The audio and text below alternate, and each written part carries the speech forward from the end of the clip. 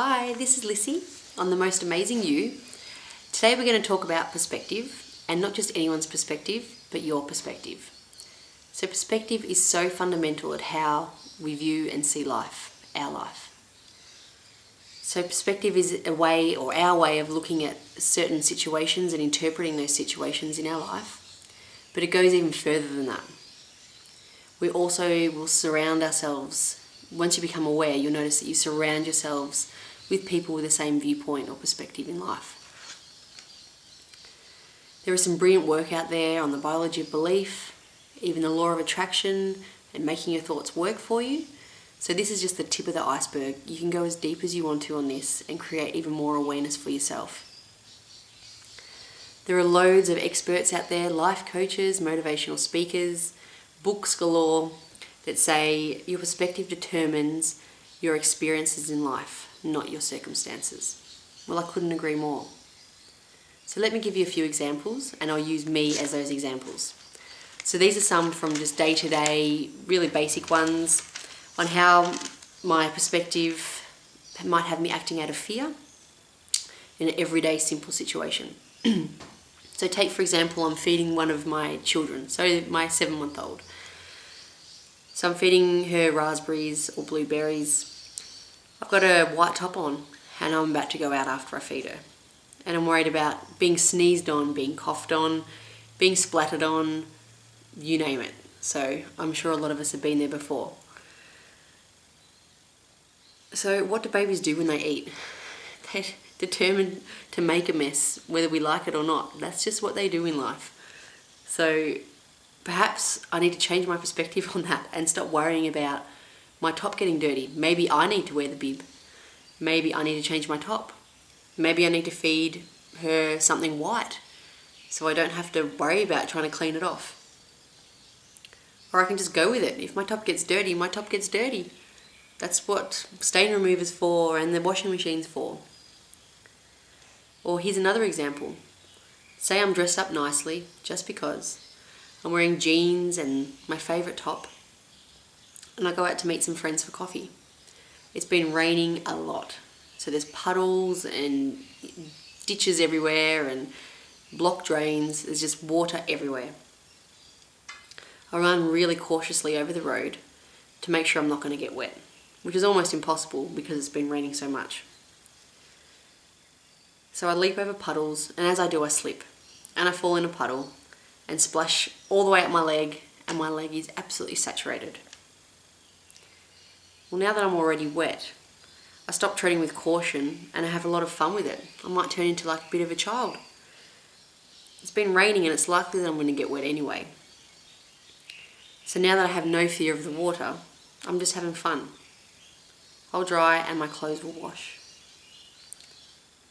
So here it took events to change my perspective. I could have just seen that the puddles making me wet or the berries on my top were just part of life. I could go on all day about certain situations that I've experienced, or examples of other people as well. But being aware of this is really key. Then working with yourself to help shift the perspective or the viewpoint in everyday circumstances. So what about perspectives that have been drummed into you for a very long time, so that have come from your childhood? One of mine that I spent a lot of time working on was a perspective or a view and something that had been said to me so often from a caregiver from a very young age.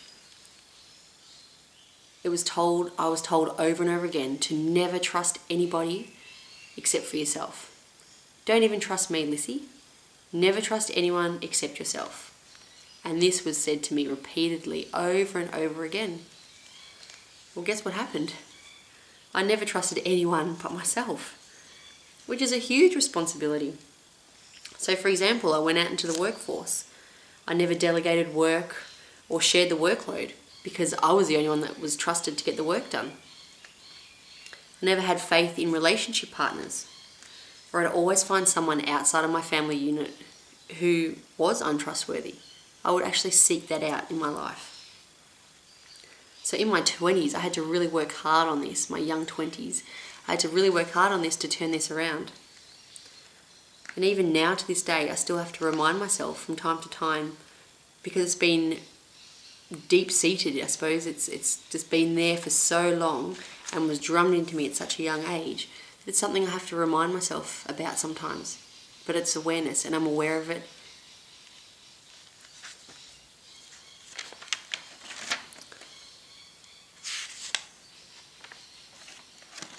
So all I'm saying here is have a think about how you view situations.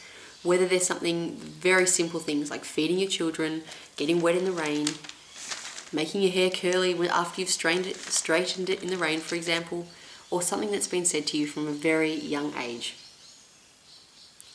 So how are you acting out of it? Is it out of fear, anger, no trust? And can you change this around to begin with? Now I want you to have a think about the people around you. What are they saying in their conversations that has always got the same message? Is it a negative message? Is it a positive message? Is everything far too hard, a struggle, or not my fault? Remember, you'll find common ground with those you surround yourself with.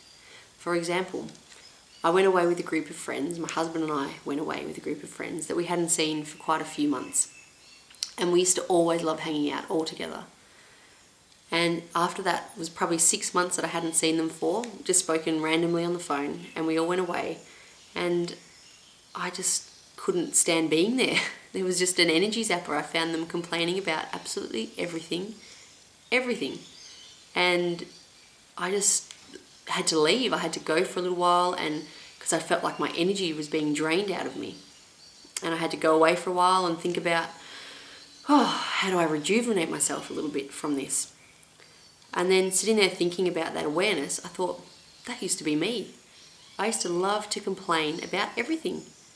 And when you've got other people around you complaining, it doesn't sound so bad because you're all complaining together. But when you're starting to become more aware of yourself and everyone around you is complaining and you think, is it really that bad? Do I need to complain about this or that? Are they just normal life situations? Can you just accept that? Do you need to complain about everything? As I said, that was me in the past. And without that awareness, I might have been still that person today. But noticing that and seeing the people that I used to hang around with, and I'm still friends with them, it didn't make me a bad person. It doesn't make them a bad person for being that way. But it's just the way I change my perspective and different ways that I look at things now. So now I want you to think about you. And this is when it really gets interesting, because you'll really need to look at yourself. What message or perspective do you mostly have on circumstances, issues, or life events? Is it something that you're willing to change, or is it something that you even need to change? So I really want you to be focused on this, on what your general perspective is. Really challenge yourself too.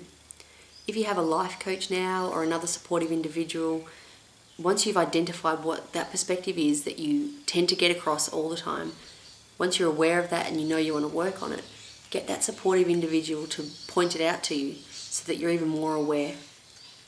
So really step outside your comfort zone, because peace with yourself outside this comfort zone is where the most amazing you really shines. Remember too that you're going to attract whatever you say to yourself. For example, all men are bastards. Now, I'm not actually saying that, but if I was saying that to myself all the time, well, guess what I am going to find? I'm going to find a bastard in every man that I come across. Or maybe I'm going to say to myself, oh, well, you only get screwed over. Again, guess what is going to happen to me? So have a think, grab your book that we talked about early on in the session, in the last few videos. Have a think and write down in your book about a situation where you experienced a change in your perspective. Whether it's tiny change or a huge change on something minimal like feeding a child, or something really big like a childhood message that was sent to you from your caregivers. Maybe it's a change on that perspective as well. What was it, or what did it take to change your point of view? So have a think about those two questions and write down your answers and see what you can come up with. So I want you to stay focused and dream really big for yourself. Awareness is going to help you get there. you'll have your light bulb moment. You'll be walking down the street and one day it'll just go ding, and wow, there you go. It's your light bulb moment where the pieces will just fit together. So really work on yourself, your self-talk, your messages to yourself and to others, and your perspective. And have a think about it. Doesn't mean you're a bad person by complaining now, but is that the way you want to be viewed and portrayed? And is that what you want to be seen as? Is it really that bad, for example? So really shake yourself up and remember your perspective is so fundamental to how we all experience life.